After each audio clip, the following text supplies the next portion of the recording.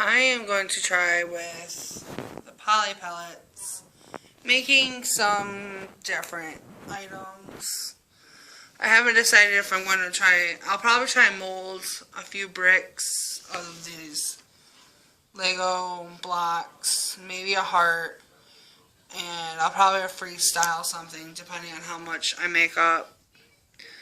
So let's get it started with warming up the water and getting it to the right temperature, which I hear is about 160 degrees Fahrenheit, and I'm going to use the microwave for that. Okay, so I've already had it out once, and it was only at 150, and it got them to this where they started to stick together, but they really haven't melted to where I could form them into really much. So I've got it back in the microwave. It'll probably be better with a kettle or something that is constantly making hot water, but definitely keeping a thermometer on hand would be best. So if you see in the bowl here, there's different piles of pellets. This closest one down is what I first had in there.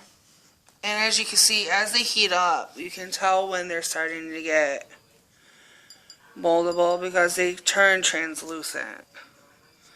As you just seen, I just put some in, and within a few seconds, they usually start, if you're at the right temperature, they change to their colors. Now, I've got some in this heart right at the bottom here. You can kind of see it. And I've got some over here in the brick in this very last corner. And we'll see how those end up turning out later. Now here are the pieces that I kind of just quickly molded. And like I said, if you're wanting to do these more perfectly, you could actually put the time into them to actually get them the right way looking.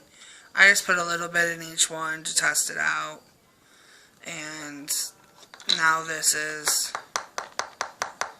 pretty hard. It did have some water still in it, so you may want to work on getting the water out by squishing it around in your hands and stuff.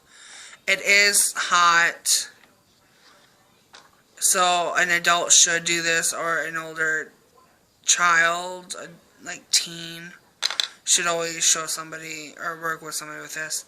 And like this, it's not perfect, it's just a temp piece to test, and you just throw it back in the water and it'll break down again. Here's the heart that I molded. Once again, it was just something quick. I would not, if I were selling these pieces or using them as decor and not wanting to keep them forever, I wouldn't have them like this. They'd look pretty, and I'm just going to throw it back in the water. Here's something that I tried to make. I was working on a rose, but I found it as it got to the outer pieces, which were the larger petals, it was getting harder to stick.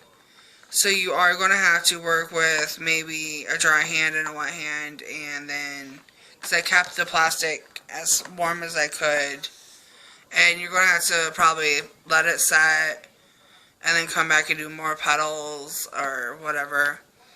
But also there are ways of dyeing these without painting them.